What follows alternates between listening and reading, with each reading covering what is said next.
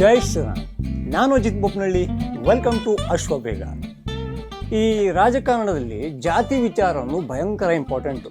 ಏನು ಸಾರ್, ನಮ್ಮ ಜಾತಿಯವರು ಇಷ್ಟು ಜನ ಇದ್ದಾರೆ, ನಮ್ಮವ್ರಿಗೆ ಟಿಕೆಟ್ ಕೊಡದೆ ಬೇರೆಯವ್ರಿಗೆ ಕೊಟ್ರ ಅನ್ನೋದು ಟಿಕೆಟಿಂದ ಶುರುವಾಗಿ ಟಿಕೆಟ್ ತಗೊಂಡು ಅಪ್ಪಿತಪ್ಪಿ ಗೆದ್ದ ಮೇಲೆ ಅಥವಾ ಸೋತ ಮೇಲೆ ಅಪ್ಪಿತಪ್ಪಿ ಮಂತ್ರಿ ಆದಮೇಲೆ ಎಲ್ಲವೂ ಕೂಡ ಎಲ್ಲವನ್ನ ಜಾತಿಯಲ್ಲಿ ನೋಡುವಂತಹ ಒಂದು ಅಭ್ಯಾಸ ಪರಿಪಾಠ ಅನ್ನೋದು ನಡ್ಕೊಂಡ್ಬಂದಿದೆ. ಆದರೆ ಈ ಜಾತಿ ರೋಗ ಅನ್ನೋದಿದೆಯಲ್ಲ, ಅದು ನೀವು ಒಂದು ರಾಷ್ಟ್ರೀಯವಾದಕ್ಕೋ ಅಥವಾ ಈ ಭಾರತವನ್ನೇ ಒಂದು ಧರ್ಮ ಅಥವಾ ಒಂದು ಜಾತಿ ಅಂತ ನೋಡೋರಿಗೋ ಅದು ಸ್ವಲ್ಪ ಅಜೀರ್ಣ ಆಗಬಹುದು.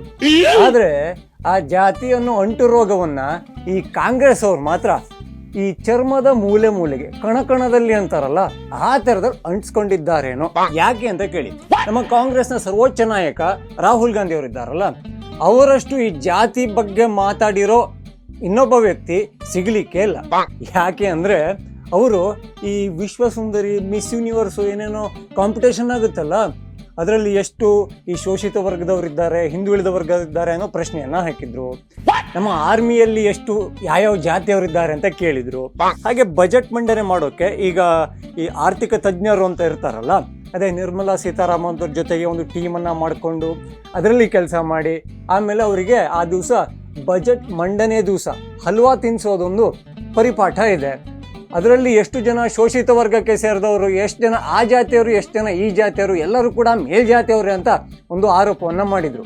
ಅಂದರೆ ಕೋತಿ ಕೈ ಹಾಕದೇ ಇರೋ ಬಾಳೆಹಣ್ಣಿಲ್ಲ, ರಾಹುಲ್ ಗಾಂಧಿ ಈ ಜಾತಿ ಪ್ರಶ್ನೆ ಕೇಳದೇ ಇರೋ ಕ್ಷೇತ್ರನೇ ಇಲ್ಲ, ಆ ರೇಂಜಿಗೆ ಆಗ್ಬಿಟ್ಟಿತ್ತು. ಈಗ ಹೊಸದೊಂದು ವರಾತ ಶುರುವಾಗಿದೆ. ಅಯೋಧ್ಯೆಯ ಶ್ರೀರಾಮ ಮಂದಿರದಲ್ಲಿ ಲೂಟಿ ಪ್ರಕರಣ ನಿಮಗೆಲ್ಲ ತುಂಬ ಚೆನ್ನಾಗಿ ಗೊತ್ತಿದೆ. ಅಲ್ಲಿ ಕೋಟಿ ಕೋಟಿ ರೂಪಾಯಿ ಹುಂಡಿ ಹಣವನ್ನು ಲೂಟಿ ಮಾಡಲಾಯ್ತಂತೆ. ಈ ವಿಚಾರಕ್ಕೆ ವಿರೋಧ ಪಕ್ಷಗಳು ಪ್ರಶ್ನೆಯನ್ನು ಮಾಡಿದ್ದು ಅಂತೆ. ಅದೊಂದು ಕೇಸ್ ನಡೀತಾ ಇದೆ. ಈಗ ಅದೇ ವಿಚಾರಕ್ಕೆ ಆರೋಪಿಗಳನ್ನು, ಅಂದರೆ ಯಾರೆಲ್ಲ ಮಾಡಿದ್ದಾರೆ ಅನ್ನೋ ಶಂಕೆ ಇದೆಯಲ್ಲ, ಅದನ್ನು ಅಲ್ಲಿಯ SIT ಅರೆಸ್ಟ್ ಮಾಡ್ಕೊಂಡು ಹೋಗಿದೆ, ತನಿಖೆ ನಡೀತಾ ಇದೆ. ಈ ಟೈಮಲ್ಲಿ ರಾಮ ಮಂದಿರದ ಮೇಲೆ ಒಂಚೂರು ರಾಜಕೀಯ ಮಾಡಬಾರ್ದಾ?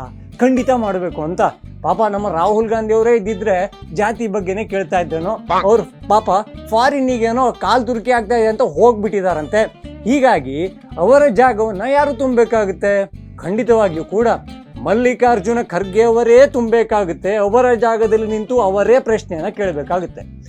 ಈಗ ಆರೋಪಿಗಳು ಏನೆಲ್ಲ ಸಿಕ್ಕಿದ್ದಾರಲ್ಲ, ಅದರಲ್ಲಿ ಮಲ್ಲಿಕಾರ್ಜುನ ಖರ್ಗೆ ಅವರು ಒಂದು ಪ್ರಶ್ನೆಯನ್ನ ಹಾಕಿದ್ದಾರೆ. ಏನಪ್ಪಾ ಅಂದ್ರೆ, ಅಲ್ಲಿ ಹುಂಡಿ ಕಳ್ಳತನದ ಆರೋಪ ಇರೋದು ರೈತರ ಮೇಲ, ಬಡವರ ಮೇಲ, ದಲಿತರ ಮೇಲ, ಹಿಂದುಳಿದ ವರ್ಗದವರ ಮೇಲ, ಶೋಷಿತ ವರ್ಗದವರ ಮೇಲ ಅಂತೆಲ್ಲ ಪ್ರಶ್ನೆಯನ್ನ ಹಾಕಿದ್ದಾರೆ. ಅಂದ್ರೆ ಹುಂಡಿ ಕಳ್ಳರ ವಿಚಾರಕ್ಕೂ ಕೂಡ ಕಾಂಗ್ರೆಸ್ ಜಾತಿ ಅನ್ನೋ ಒಂದು ಭೂತ ಕನ್ನಡಿ ಹಿಡ್ಕೊಂಡು ಬಂತಲ್ಲ, ಗ್ರೇಟ್ ಅನಿಸ್ಬಿಡ್ತು.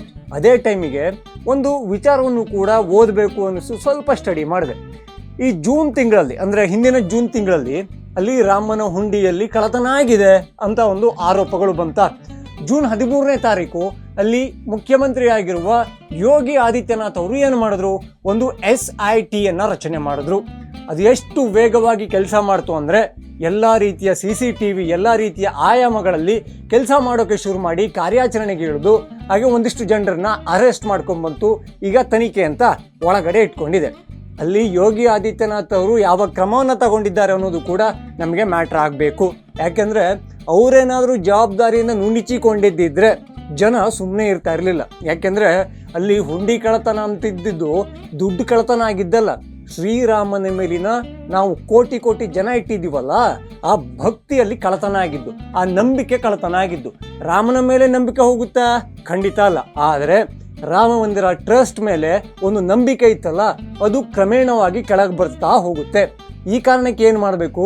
ಅಲ್ಲಿಯ ನ್ಯಾಯಾಂಗ, ಅಲ್ಲಿಯ ಪೊಲೀಸರು, ಅಲ್ಲಿಯ SIT ಎಲ್ಲ ಕಳ್ಳನ ಮಕ್ಕಳನ್ನು ಕೂಡ ಸಾಲಾಗಿ ಬಂದು ನಿಲ್ಲಿಸಲೇಬೇಕಾಗುತ್ತೆ. ಆರೋಪ ಸಾಬೀತನ ಮಾಡಬೇಕಾಗುತ್ತೆ. ಆರೋಪಿಯಿಂದ ಅಪರಾಧಿ ಆಗಬೇಕಾಗುತ್ತೆ. ಆ ಗಳಿಗೆಗೆ ನಾವೆಲ್ಲರೂ ಕೂಡ ಕಾಯ್ತಾ ಇದ್ದೀವಿ. ಅಲ್ಲಿ ಯಾರೋ ಆ ಜಾತಿಯನ್ನು ಕಳ್ಳತನ ಮಾಡಲಿಲ್ವಂತೆ, ಈ ಜಾತಿಯನ್ನು ಕಳ್ಳತನ, ಅದು ಬರೋದಿಲ್ಲ. ಅವಾಗಲೇ ಹೇಳಿದ ಹಾಗೆ ಅಲ್ಲಿ ಕದ್ದಿರೋದು ದುಡ್ಡನ್ನ ಅಲ್ಲ, ರಾಮ ಭಕ್ತರ ಭಕ್ತಿಯನ್ನ, ನಂಬಿಕೆಯನ್ನ. ಹೀಗಾಗಿ ಅವರಿಗೆ ಕಠಿಣ ಶಿಕ್ಷೆ ಹೆಂಗೆ ಕೊಡಬೇಕು ಅಂದರೆ, ಇನ್ನೊಂದ್ಸಲ ಹುಂಡಿಗೆ ಕದಿಯಕ್ಕಲ್ಲ, ಹುಂಡಿ ಕಾಣಿಕೆ ಹಾಕಕ್ಕೂ ಕೂಡ ಆಲೋಚನೆ ಮಾಡಬೇಕು. ಅಷ್ಟು ಒಂದು ಕಟ್ಟುನಿಟ್ಟಾದ ಕ್ರಮವನ್ನು ತಗೋತಾರೆ ಅನ್ನೋ ನಂಬಿಕೆ ಇದೆ. ಯಾಕೆಂದರೆ ಅಲ್ಲಿ ಮುಖ್ಯಮಂತ್ರಿ ಆಗಿರೋದು ಸಂತ, ಸನ್ಯಾಸಿ, ಸರ್ವ ಸಂಘ ಪರಿತ್ಯಾಗಿ. ಖಂಡಿತವಾಗಿಯೂ ಕೂಡ ಅದರಿಂದ ಅವರಿಗೆ ಯಾವುದೇ ಲಾಭನೂ ಇಲ್ಲ. ಹಾಗೆ ರಾಮನ ವಿಚಾರಕ್ಕೆ ಯಾರೆಲ್ಲ ಮಣ್ತಿನೋ ಕೆಲಸ ಮಾಡಿದಾರಲ್ಲ ಅವ್ರನ್ನ ಕಾಪಾಡುವ ಯಾವ ಇಚ್ಛೆ ಕೂಡ ಯೋಗಿಯವರಿಗೆ ಇರೋದಿಲ್ಲ. ಈಗ ನಮಗೆ ಮಲ್ಲಿಕಾರ್ಜುನ್ ಖರ್ಗೆ ಅವರ ಹೇಳಿಕೆಯನ್ನು ಇನ್ನೊಂದು ಸ್ವಲ್ಪ ನೆನಪು ಮಾಡ್ಕೊಳ್ಳೋಣ. ಅಲ್ಲಿ ಹುಂಡಿಗೆ ಕನ್ನ ಹಾಕಿದವರು ಬಡವರ, ರೈತರ, ಶೋಷಿತರ, ದಲಿತರ ಅಂತೆಲ್ಲ ಕೇಳಿದ್ದಾರಲ್ಲ, ಇದೇ ವಿಚಾರ ನಿಮಗೆ ರಾಮ ಮಂದಿರದಲ್ಲಿ ಈಗ ಫುಲ್ ಉತ್ಸಾಹದಿಂದ ಬಂದಿದೆ. ಕೆಲವೇ ವರ್ಷಗಳ ಹಿಂದೆ ರಾಮ ಮಂದಿರ ಉದ್ಘಾಟನೆಗೂ ಮುನ್ನ ರಾಮನ ಅಸ್ತಿತ್ವವನ್ನು ಇದೇ ಕಾಂಗ್ರೆಸ್ ಪ್ರಶ್ನೆ ಮಾಡಿತ್ತು.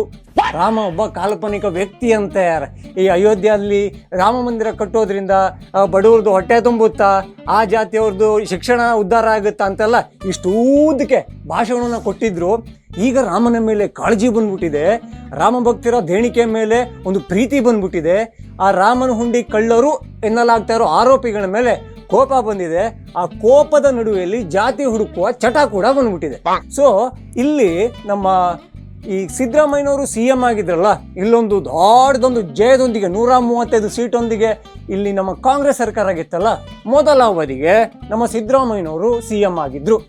ಆ ಟೈಮಲ್ಲಿ ವಾಲ್ಮೀಕಿ ನಿಗಮ ಹಗರಣ ಅಂತ ಆಯ್ತು. ಈಗ ಅಲ್ಲಿ ನೀವು ಶೋಷಿತ ವರ್ಗದವರು, ದಲಿತರು ಅಂತ ಕಂಡುಹಿಡಿತೀರಲ್ಲ, ಇಲ್ಲಿ ವಾಲ್ಮೀಕಿ ನಿಗಮ ಅನ್ನೋದಿದೆಯಲ್ಲ, ಅದು ಯಾರಿಗೆ ಸೇರಿದ್ದಾಗಿತ್ತು? ಅಲ್ಲಿ ಲಫ್ಡಾದ ಕೋಟಿ ರೂಪಾಯಿ ಯಾವ ಸಮುದಾಯದ ಅಭಿವೃದ್ಧಿಗೆ ಬಳಕೆ ಆಗಬೇಕಾಗಿತ್ತು, ಅದು ಏನಾಯಿತು, ಎಲ್ಲಿಗೆ ಹೋಯ್ತು, ಎಲ್ಲವೂ ಕೂಡ ಅಲ್ಲಿ ನಿಮ್ಮ ಕಣ್ಣು ಮುಂದೆ ಇದೆ. ಆದರೆ ಅಲ್ಲಿ ತಪ್ಪು ಮಾಡಿದ್ರೆ ಯಾರು ತಪ್ಪು ಮಾಡಿದ್ದಾರೋ ಅವರು ಅರೆಸ್ಟ್ ಅಂತೆ. ಇಲ್ಲಿ ತಪ್ಪು ಮಾಡಿದ್ರೆ ಮಾತ್ರ ಹಣಕಾಸು ಇಲಾಖೆ ಸಿದ್ದರಾಮಯ್ಯನವರ ಕೈಯಲ್ಲೇ ಇತ್ತು. ಸಿದ್ದರಾಮಯ್ಯನವರ ಹಣಕಾಸು ಇಲಾಖೆಯಿಂದ ಕೋಟಿ ಹಣ ತೆಲಂಗಾಣ, ಹೈದರಾಬಾದ್ ಅಂತ ಬೇರೆ ಬೇರೆ ಕಡೆಗಳಲ್ಲಿ ಹೋಗಿತ್ತು, ಕ್ಯಾಶ್ ಆಗಿ ವಿಡ್ರಾ ಆಗಿತ್ತು, ಬೇನಾಮಿಗಳ ಹೆಸರಲ್ಲಿ ಬಂದಿತ್ತು. ಆಗ ತಲೆದಂಡ ಆಗಿದ್ದಾರದ್ದು ಅಲ್ಲಿಯ ಅಧಿಕಾರಿಗಳದ್ದು. ನನಗೆ ಗೊತ್ತಿಲ್ಲದೆ ಏನೋ ದುಡ್ಡು ಹೋಗ್ಬಿಟ್ಟಿದೆ. ಅಲ್ಲಿ ಹೋಗೋಕ್ಕೆ ಈ ಮಕ್ಕಳಿಗೆ ಹೋದಾಗ ನೆಂಟರು ಈ 10, 20, 100 ರೂಪಾಯಿ ಕೊಟ್ಟು ಬರ್ತಾರಲ್ಲ, ಅಷ್ಟು ಹಣ ಹೋಗಿದ್ದಲ್ಲ. ನಿಮ್ಮ ಸಿಗ್ನೇಚರು, ಸೀಲು ಇಲ್ಲದೆ ಅಷ್ಟೊಂದು ದೊಡ್ಡ ಮೊತ್ತದ ಈ ದುಡ್ಡು ಕೂಡ ಹೋಗ್ತಾ ಇರಲಿಲ್ಲ. ಅಲ್ಲೂ ಕೂಡ SIT ರೆಡಿ ಆಯಿತು. SITಯನ್ನು ರೆಡಿ ಮಾಡಿದವ್ರು ಯಾರು? ಆರೋಪಿ ಸ್ಥಾನದಲ್ಲಿದ್ದ ಸಿದ್ದರಾಮಯ್ಯನವರು. ಇನ್ನೆಂಥ ಟೀಮ್ ಮಾಡಿರ್ಬೋದು, ಇನ್ನೆಂಥ ತೀರ್ಪು ಬರ್ಬೋದು ಅಂತ ಈ ಸಾಮಾನ್ಯ ಜ್ಞಾನ ಇರೋರು ಕೂಡ ಅರ್ಥ ಆಗ್ತಾ ಇತ್ತು. ಅಲ್ಲಿ ನಿಮಗೆ ಜಾತಿ ನೆನಪಾಗಲಿಲ್ಲ. ಅಲ್ಲಿ ಯಾವ ಜಾತಿಗೆ ಹೋಗಬೇಕಿದ್ದ ಅವರ ಅಭಿವೃದ್ಧಿ, ಅವರ ಕಲ್ಯಾಣ ಆಗಬೇಕಿದ್ದ ಹಣ ಎಲ್ಲೆಲ್ಲಿ ಹೋಯ್ತು ಅನ್ನೋದಕ್ಕೆ ನಿಮಗೆ ಧ್ವನಿನೇ ಬರಲಿಲ್ಲ. ಆದರೆ ಈಗ ಅಯೋಧ್ಯ ಆದಮೇಲೆ ನಿಮಗೆ ಅಕ್ಕರೆ, ಇದು ನಮಗೆ ತುಂಬ ಚೆನ್ನಾಗಿ ಅನ್ಸೋದು. ಇದನ್ನು ನೋಡಿ ಅಲ್ಲಿ ಪಾಪ ಈ ಸ್ಟೈಲಲ್ಲಿ ನಿಂತಿರೋ ನಮ್ಮ ಬಾಲರಾಮ ಕೂಡ ಮನಸ್ಸಲ್ಲೇ ನಗ್ತಾ ಇರ್ಬೋದೇನೋ, ಕಾಂಗ್ರೆಸ್ ಅವ್ರದ್ದು ಎಂಥ ಪಾಡಾಗೋಯ್ತು ಅಂತ. ಮೊನ್ನೆ ತನಕ ರಾಮ ಇರಲಿಲ್ಲ ಅಂದಿದ್ರು, ಈಗ ರಾಮನ ಭಕ್ತಿಯನ್ನು ಊರು ಉಕ್ಕಿ ಹರಿಸ್ತಾ ಇದ್ದಾರೆ. ಹರಿಸ್ಕೊಳ್ಳೋದಿದ್ರೆ ನಿಮ್ಮ ಮನೆ ಹತ್ರ ಹರಿಸ್ಕೊಳ್ಳಿ, ಅಥವಾ ಈಗ ಫುಟ್ಪಾತ್ ಎಲ್ಲ ಕ್ಲೀನ್ ಮಾಡ್ತಾ ಇದೆ ಅದ್ರ ಮೇಲೆ ಹರಿಸ್ಕೊಳ್ಳಿ. ಆದರೆ ನಿಮ್ಮ ನಕಲಿ ರಾಮ ಭಕ್ತಿಯನ್ನ ಜನರು ಅರ್ಥ ಮಾಡಿಕೊಂಡಿದ್ದಾರೆ. ಹಾಗೆ ಜನರಿಗೆ ಯೋಗಿ ಆದಿತ್ಯನಾಥ್ ಸರ್ಕಾರದ ಮೇಲೆ ಸಂಪೂರ್ಣವಾದ ನಂಬಿಕೆ ಇದೆ. ಅಲ್ಲಿ ಕಳ್ಳತನ ಯಾರೆಲ್ಲ ಮಾಡಿದ್ದಾರಲ್ಲ ಅವ್ರನ್ನೆಲ್ಲ ಸಾಲಹಚ್ಚಿ ನಿಲ್ಲಿಸ್ತಾರೆ ಅನ್ನೋದು ಪಕ್ಕಾ ಗೊತ್ತಿದೆ. ಹಾಗಾಗಿಯೇ ರಾಮನಿಗೆ ದೇಣಿಗೆ ಕೊಟ್ಟವರು, ಅಯೋಧ್ಯದಲ್ಲಿ ಶ್ರೀರಾಮ ಪ್ರತಿಷ್ಠಾಪನೆಯನ್ನು ಕಣ್ತುಂಬಿಕೊಂಡವರು, ರಾಮನಲ್ಲಿ ಒಂದು ಈ ಅಭೇದ್ಯ ಕೋಟೆ ಅಂತಾರಲ್ಲ ಆ ಥರದೊಂದು ಭಕ್ತಿಯನ್ನು ಇಟ್ಕೊಂಡವರು ಯಾರೂ ಕೂಡ ಏನೂ ತಲೆಗೆಡಿಸ್ಕೊಂಡಿಲ್ಲ, ಏನೂ ಪ್ರಶ್ನೆ ಮಾಡ್ತಾ ಇಲ್ಲ.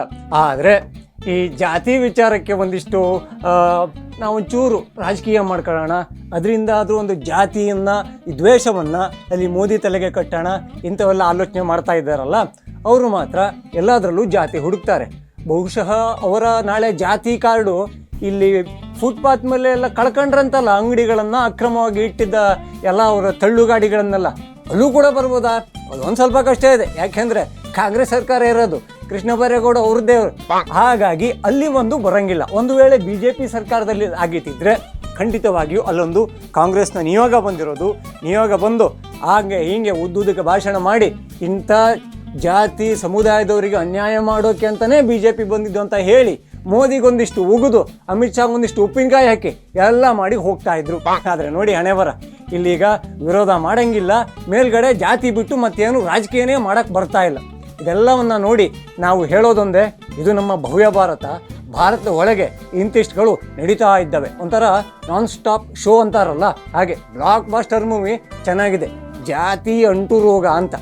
ಇನ್ನು ಯಾರೆಲ್ಲ ಅಶ್ವೇಗ ಚಾನಲನ್ನು ಸಬ್ಸ್ಕ್ರೈಬ್ ಮಾಡಿಲ್ವೋ ಈ ಕೂಡಲೇ ಮಾಡ್ಕೊಳ್ಳಿ. ಹಾಗೆ ಎಲ್ಲ ವಿಡಿಯೋಗಳಿಗಾಗಿ ಬೆಲ್ ಐಕಾನ್ ಅನ್ನು ಒತ್ತಿ. ಜೈ ಶ್ರೀರಾಮ್.